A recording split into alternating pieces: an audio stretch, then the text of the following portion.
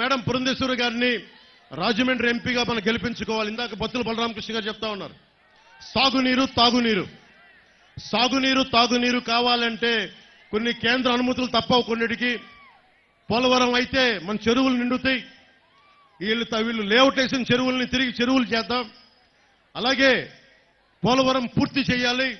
అందరూ దాన్ని పిచ్చి పిచ్చిగా దాన్ని జగన్ ప్రభుత్వం అన్యక్రాంతంగా వాడేశారు. దాన్ని మన కేంద్ర మంత్రి గజేంద్ర షెకావత్ గారు నాకు ఒకటే చెప్పారు. ఆయన కలిసినప్పుడు వైఎస్ జగన్ ప్రభుత్వం పోలవరం ప్రాజెక్ట్ ని ఒక ఏటీఎం లాగా వాడేశారు. దాన్ని ఎనీ టైం మనీ లాగా వాడేశారు.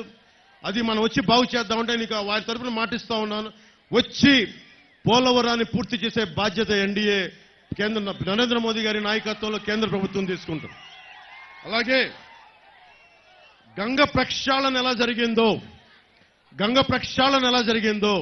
గోదావరి ప్రక్షాళన కేంద్ర పార్లమెంటుకు మనకి వెళ్ళినప్పుడు మంత్రి అవుతారు ఖచ్చితంగా. పురంధేశ్వరి గారి ఆధ్వర్యంలో గంగ ప్రక్షాళన ఎలా జరిగిందో ఒకప్పుడు నరేంద్ర మోదీ గారి నాయకత్వంలో ఆవిడ పార్లమెంటరీ మెంబర్గా ఎన్నికై కేంద్ర మంత్రి అయిన రోజున మన గోదావరి ప్రక్షాళన చేస్తాం, శుద్ధి చేస్తాం గోదావరిని. అలాగే మురుగునీరు గోదావరిలో కలవకుండా సూవేజ్ ట్రీట్మెంట్ ప్లాంట్ ని ఏర్పాటు చేస్తాం. ఇది చాలా దీర్ఘకాలికంగా ఉన్న ఒక డిమాండ్. ఇది రాజమండ్రి, భద్రాచలం, పాపికొండలు టూరిజం కేంద్ర ప్రభుత్వం ఒక టూరిజం ప్రాజెక్ట్ గా తీసుకుంటుంది.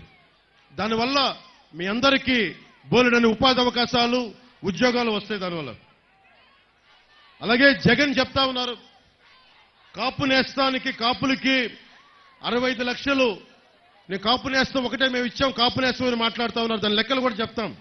65 లక్షల మంది ఎలిజిబిలిటీ అయితే కేవలం 2,35,000 మందికే ఇచ్చి 62,65,000 మంది కాపు నేస్తానికి ఉన్న అర్హత ఉన్న వారందరినీ అన్యాయం చేశాడు.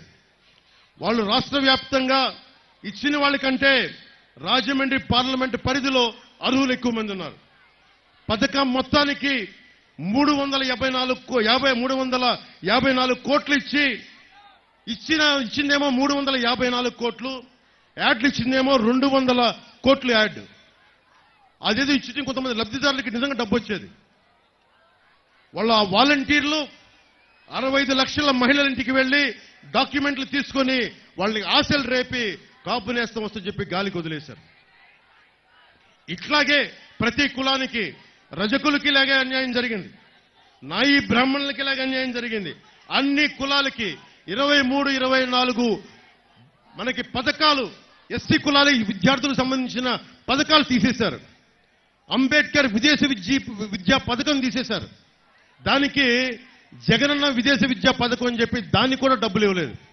ఇవన్నీ మారాల్సిన అవసరం ఉంది. దాదాపు 34% ఉండే బీసీ రిజర్వేషన్లు లోకల్ బాడీ ఎన్నికల్లో 24% చేస్తే ఎన్ని వేల మంది బీసీ నాయకత్వం కోల్పోయారు ఈ రోజున.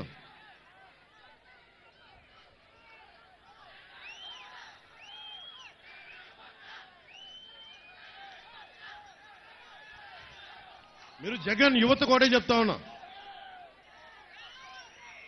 జగన్ మహారాణికి చెప్పండి. నేను చాలా మంది అంటా ఉన్నారు, నిన్న మాట్లాడుతూ ఉంటే సార్ మీ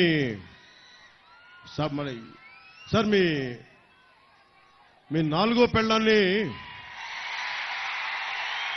కాకినాడలో అవమానం జరిగింది సార్, మీ 4వ పెళ్ళాన్ని. కానీ నాకు అర్థం కాల, నేను ఎప్పుడు అన్నీ మర్చిపోయా. ఏంటినంటే చెప్తాను నేను. సో జగన్, నువ్వు నా వ్యక్తిగత జీవితం గురించి అన్నప్పుడల్లా నేను చాలా నియంత్రణతో ఉంటాను జగన్, గుర్తుపెట్టుకో.